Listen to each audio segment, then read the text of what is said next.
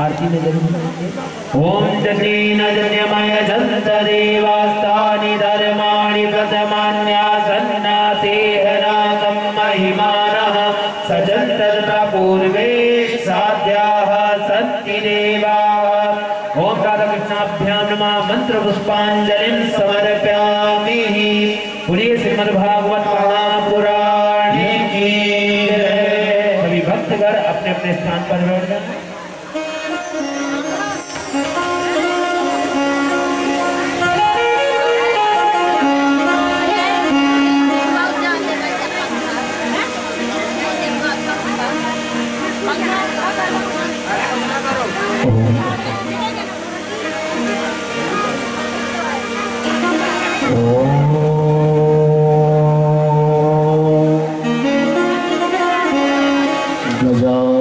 Gajanan भूतगणाधिसेवितं कपितजम्बो फलचारुभक्षणम् उमासुतं show विनाशकारकम् Namami विघ्नेश्वरपादपङ्कजम्।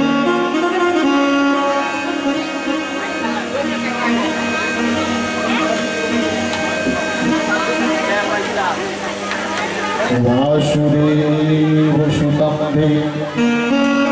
कंसचाणूरमर्दनं Devaki परमानन्दं कृष्णं वन्दे जगद्गुरुं।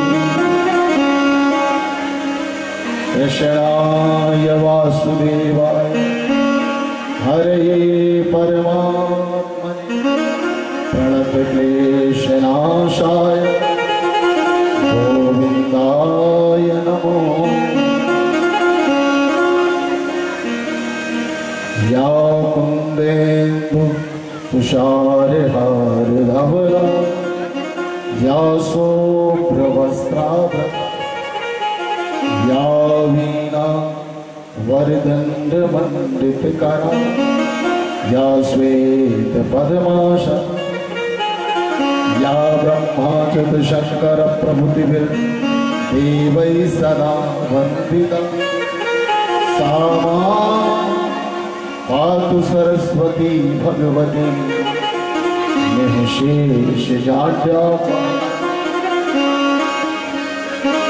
जय जय श्री राधारमण जय जय नवल किशोर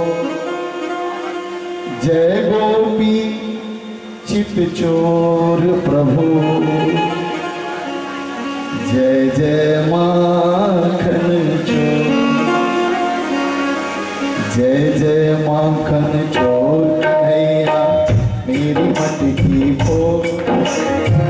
जय जय माखन चोर कन्हैया मेरी मटकी फोड़। जय जय माखन चोर कन्हैया मेरी मटकी फोड़। जय जय माखन चोर कन्हैया मेरी मटकी फोड़। जय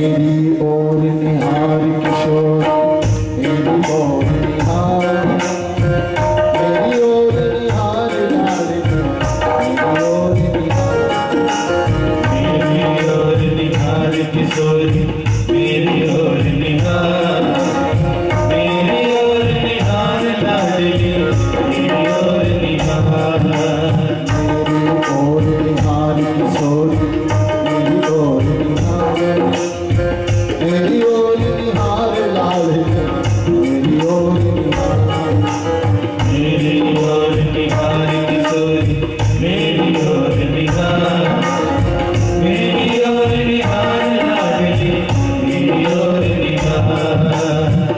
बोलिए पंचम वेद श्रीमद् भागवत महापुराण पुराण की जय, वृंदावन बिहारी लाल की जय।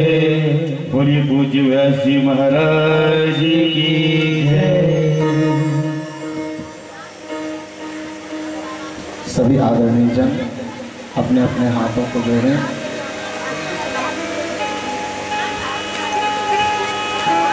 और अपने जन्मदाता अपने माता पिता को प्रणाम करें।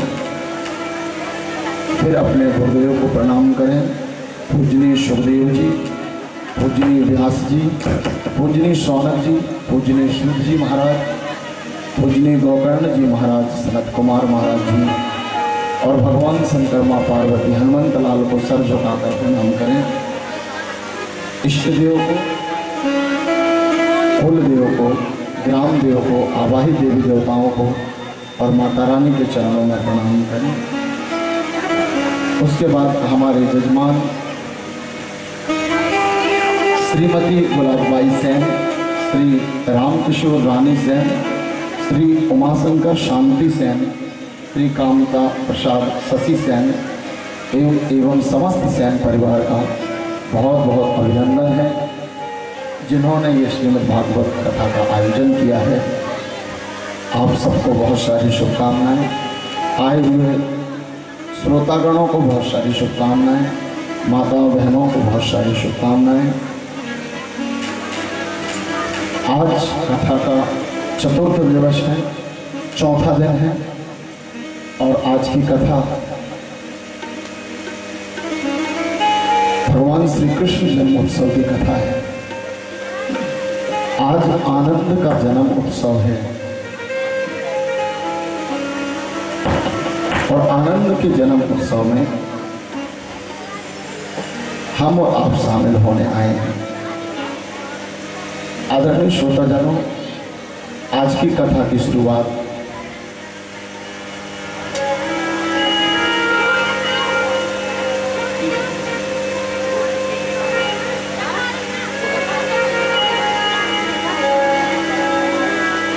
एक जूता जोड़ने वाले व्यक्ति से आज की कथा की शुरुआत करेंगे। एक व्यक्ति गांव के बाहर एक छोटी सी दुकान लगाता है जूता जोड़ने की। उसका एक धार्मिक मित्र है जो हमेशा तीर्थ यात्राओं में जाता है।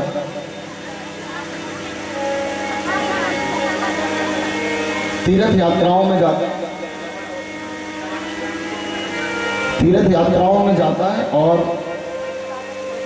तीर्थ यात्राओं में जब भी जाता तो पूरे गांव में ढिंढोरा पीटता, मैंने ये किया, मैंने वो किया, मैंने। तो उस जूता जोड़ने वाले की दुकान में भी बैठता है और बातें करता है। जूता जोड़ने वाला सुनते रहता है। एक दिन कहता है कि कल गंगा सप्तमी है और तुम्हें भी चलना है। तो वो जूता जोड़ने वाले व्यक्ति ने कहा ठीक है, अगर मेरे पास कोई काम नहीं होगा तो मैं गंगा जी में चलूँगा। दूसरे दिन वो गया और कहा चलें, तो 4 जोड़ी जूता और रखे थे, वो जूता जुड़ाई कर बैठे। उसने कहा भाई मैं नहीं जा सकता। तो उस धार्मिक व्यक्ति को बड़ा गुस्सा आया। 2 प्रकार के अहंकार होते हैं, एक होता है धन का अहंकार और एक होता है धर्म का अहंकार। इस दुनिया में सबसे खराब होता है धर्म का अहंकार, जो व्यक्ति का पतन जल्दी करता है। आप कहेंगे ये नई बात कैसे बता रहे हैं? ध्यान रखना, इस दुनिया में सबसे बड़ा प्रमाण है वैकुंठ में कभी कर्म का निर्माण नहीं होता, लेकिन बैकुंठ में जाकर भी जय और विजय को जब धर्म का और पद का अहंकार हो गया तो 3 जन्मों तक उन्हें सनत कुमारों के श्राप से असुर बनना पड़ा। पहला जन्म हिरण्याक्ष हिरण्यकश्यप, दूसरा जन्म रावण कुंभकर्ण, तीसरा शिशुपाल और दंतवक्र।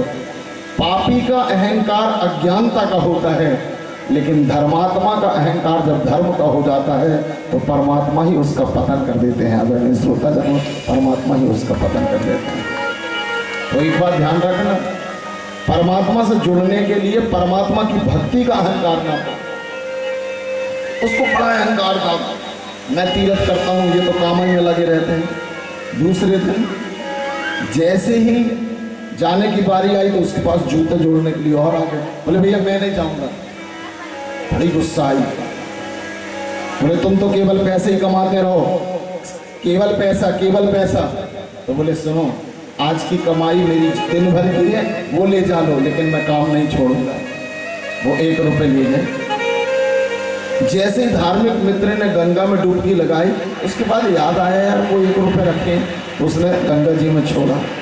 जैसे ही छोड़ा, गंगा मैया के 2 हाथ निकले और उस सिक्के को लिया और कहा सुनो, मेरे रैदास को ये मेरा कंगन भेंट स्वरूप दे देना कि मैं बड़ी प्रसन्न हूँ।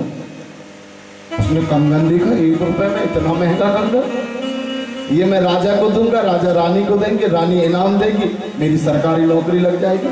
उसने रानी तक पहुंचाया। रानी ने कहा 1 कंगन में काम नहीं चलेगा, 1 आध और दो, जब दोनों का श्रृंगार बने। उसने कहा इसमें कौन सी बड़ी बात है, अभी जाऊंगा गंगा मैया में सिक्का छोड़ूंगा, कंगन ही कंगन। सुबह से शाम हो गई, गंगा मैया प्रसन्न हो, गंगा मैया प्रसन्न हो, गंगा मैया प्रसन्न नहीं हो रही। रानी की उत्सुकता बढ़ी, शाम को कहीं जाना था विवाह में। बोले जल्दी से कंगन पहुंचाओ, नहीं तो फिर सजा दिलवाओ। घबराया हुआ आया और रैदास जी से कहा वो वाला सिक्का कहाँ है जो कंगन देता है? बोले कौन सा? बोले जो सुबह दिया था ना, उस सिक्के से गंगा मैया प्रसन्न हुई थी और कंगन दी थी। पूरा हाल बताया। रैदास जी ने कहा मेरे पास लाते कंगन। बोले अब तो रानी को दे दी, और रानी ने कहा कि अगर दूसरा कंगन नहीं मिला तो लगवाए फांसी, मेरी जान खतरे में है मित्र, मुझे बचा लो। रैदास जी ने कहा मेरे पास सिक्का भी नहीं है, लेकिन चिंता मत करो। तो वहाँ जब वो जूता जोड़ते हैं, एक कठौता होता है, उसमें पानी भरा रहता है, जिससे चमड़ा वाला लोहा बुझाते हैं। उसके तरफ ऐसे ध्यान से देखा और कहा हे गंगा मैया, अगर मैंने जिंदगी में कभी कोई पाप ना किया हो, मैंने किसी का दिल ना दुखाया हो, आत्मा से कर्म करते हुए अगर ईश्वर का भजन किया हो, तो इसी पानी में से मुझे दूसरा कंगन मिल जाए। और ये सोच के जैसे ही हाथ डाला, और जैसे ही हाथ डाला अंदर दूसरा कंगन मिल गया। लोगों को जैसे ही ये बात पता चली तो लोगों ने घोषणा कर दी, इसी को कहते हैं मन चंगा तो कठौते में गंगा। आदरणीय श्रोता जनो, मन चंगा तो चंगा। ये बात बहुत छोटी सी है, लेकिन हमारे संस्कृति में ना ज्ञान को महत्व नहीं दिया गया है। आदरणीय, आपको पता है अभी पिछले दिनों रैदास जयंती आई थी, जहां पर प्रधानमंत्री जी ने भी मंजीरा बजाया था। ध्यान रखना, इस देश में जब से संविधान बना है हम लोगों ने रैदास जयंती मनाई है, कभी रावण जयंती नहीं मनाई है। आदरणीय श्रोताजनों, हम भक्ति की पूजा करने वाले लोग हैं।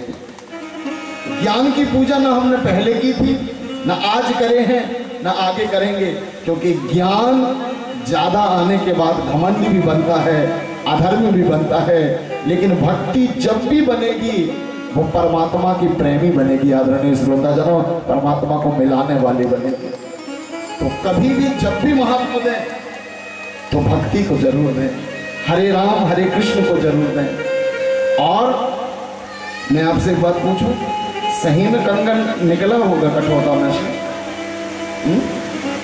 निकला होगा? ये तो फिर जादू हो जाएगा। आपको पता है हमारे देश के राष्ट्रपति जी का नाम क्या है? रामनाथ कोविंद। अभी वर्तमान में जो वो शेड्यूल कास्ट से हैं, वो रैदास कास्ट से हैं।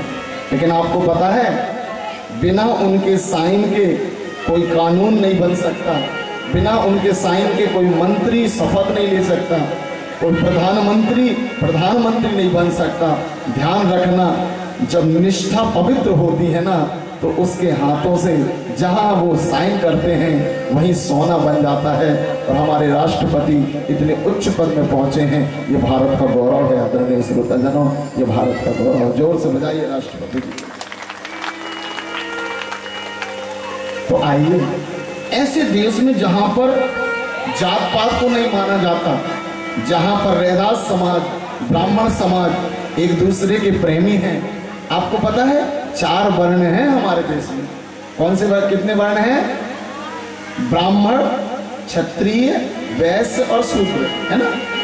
ब्राह्मण कहते हैं सिर को, क्षत्रिय कहते हैं भुजाओं को, और वैश्य कहते हैं उदर को, और शूद्र कहते हैं चरण को। आपको पता है हमारी भारतीय संस्कृति में और हमारे वेदों में कितना अच्छा विधान है। ये सिर्फ ब्राह्मण है, लेकिन इसमें अकड़ होती है और घमंड का घर खाली होता है। इसको आशीर्वाद तब तक नहीं मिलता जब तक ये किसी चरणों में ना झुके, और चरण शूद्र हैं। बिना शूद्र के पास गए ब्राह्मण का उद्धार नहीं हो सकता। आदरणीय श्रोताजनों, ब्राह्मण का उद्धार नहीं हो सकता। ये सिर जब तक चरणों में ना झुके तब तक इसका उद्धार नहीं है। तो हमारे देश की संस्कृति में विनम्रता बहुत मायने रखती है। झुकाव, समरसता, इसी का नाम है भारत की संस्कृति। हिंदू सनातन धर्म जो सबको जोड़ने वाला धर्म है, जो जात पात को मिटाने वाला धर्म है, जो भक्ति में समरसता लाने वाला धर्म है, जो सत्संग और शमशान में एक सा भाव रखने वाला धर्म है, जहाँ पर कोई छोटा नहीं, कोई बड़ा नहीं। ऐसे धर्म में हमारा जन्म हुआ है। अपने आप के लिए जोरदार ताली बजाइए। गर्व से कहो हम हिंदू हैं, है ना। आइए एक भजन छोटा सा कीर्तन करते हुए।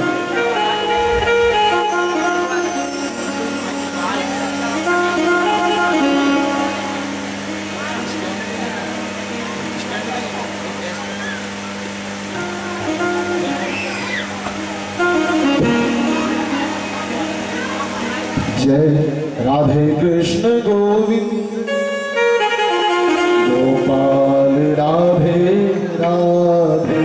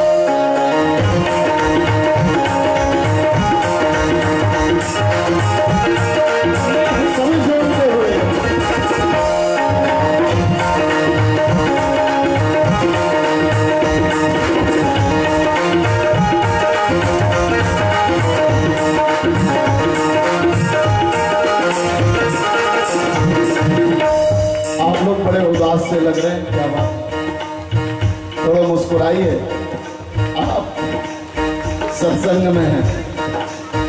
अचरज है कि मन तू अब भी उदास है। अचरज है कि मन तू अब भी उदास है, सागर में रहकर मछली को प्यास है। अचरज है कि मन तू अब भी उदास है, सागर में रहकर मछली को प्यास है।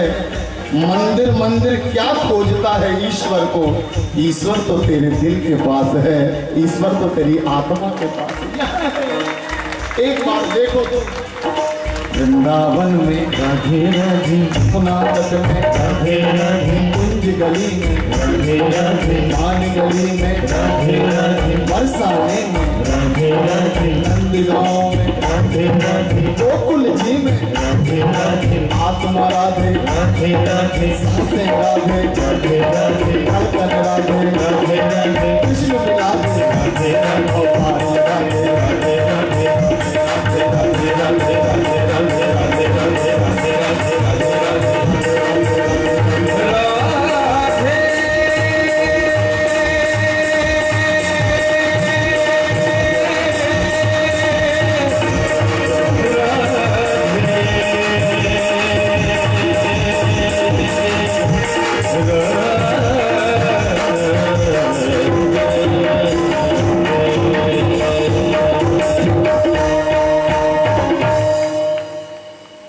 आदरणीय श्रोताजनों, इस दुनिया में 2500 प्रकार के धर्म हैं।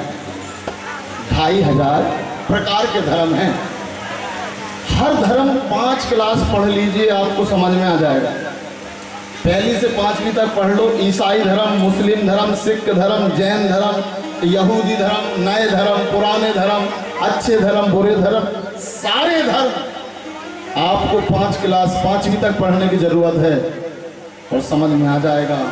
लेकिन सनातन धर्म पूरी जिंदगी भी पढ़ो तो समझ में नहीं आता, और अगर समझ में आ भी गया तो कभी कभी रावण जैसा समझ में आता है, तो कभी कभी हिरण्याक्ष जैसा समझ में आता है। बहुत कम लोग हैं जिन्हें विभीषण जैसे समझ में आता है, और जिसे विभीषण जैसे समझ में आ जाता है ना, आदरणीय श्रोताजनों, वो रावण जैसे ज्ञान को लात मारकर राम की शरण में आ जाता है। आदरणीय श्रोताजनों, राम की शरण में आ जाता है, अपने परिवार को। पता है विभीषण के यहाँ उसकी कुटिया में मैंने सुना है राम राम लिखा था। लोगों ने शिकायत किया, बोले ये तो राम का समर्थक निकला, तुम्हारा सगा भाई। रावण ने कहा जाता हूं, अभी समझाता हूं। तो रावण गए और रावण ने कहा ए विभीषण निकल कर, तू मेरे विरोधी का नाम लिखता है। विभीषण ने कहा नहीं हुजूर, ध्यान रखना दांत 32 होते हैं और जीभ अकेली होती है ना। 32 दांत और जीभ अकेली, लेकिन अकेली जीभ बड़ी समझदार होती है। अगर ये ऐसा वैसा बोल देना तो जीभ को कुछ नहीं होता, दांत पूरे टूट जाते हैं, है ना। तो 32 दांतों के बीच में रह के जीभ सुरक्षित इसलिए है क्योंकि नम्र है। विभीषण जैसे ही आया, रावण बोले तूने राम का नाम लिखा है। विभीषण ने कहा बिल्कुल नहीं हुजूर, मैं तो राम को जानता तक नहीं हूं कौन है। तो बोले ये राम क्या लिख दिए? बोले नहीं, मैं तो अपने भाभी और भैया का पक्का भक्त। मतलब? बोले आपका नाम क्या है? रावण ने कहा मेरा नाम रावण। और भाभी जी का नाम क्या है? बोले मंदोदरी। तो मेरी कुटिया थोड़ी छोटी है, आपका आधा नाम ले लिया, भाभी का आधा नाम ले लिया। आपका नाम रावण तो रा उठा लिया, भाभी का नाम मंदोदरी तो माँ उठा लिया, बन राम गया। लेकिन मैंने तो भाभी भैया का नाम लिखाया। आदरणीय श्रोताजनों, ये होती है दुष्टों के बीच में भी भक्ति करना। आदरणीय श्रोताजनों, दुष्टता को भी कितनी विनम्रता के साथ हम अपने राम को स्थापित कर सकते हैं। और ध्यान रखना, बड़ी सूक्ष्म दृष्टि चाहिए जब अपने परमात्मा को समझा जा सकता है। और उसको समझने के लिए स्थायी ज्ञान की जरूरत नहीं है, उसको समझने के लिए भक्ति ज्ञान और वैराग्य की जरूरत है। समय समय पर भक्ति, समय समय पर अध्ययन और समय समय पर चीजों का जो त्याग करते जाता है उसे ईश्वर समझ में आने लगता है। लेकिन समय समय पर धीरे धीरे हौले हौले जिंदगी जीते फिक्स मत करें, नहीं तो राम को आप समझेंगे। क्योंकि राम, परशुराम जब बने थे ना तो 21 बार क्षत्रियों को पृथ्वी से विहीन कर दिया, है ना। 21 बार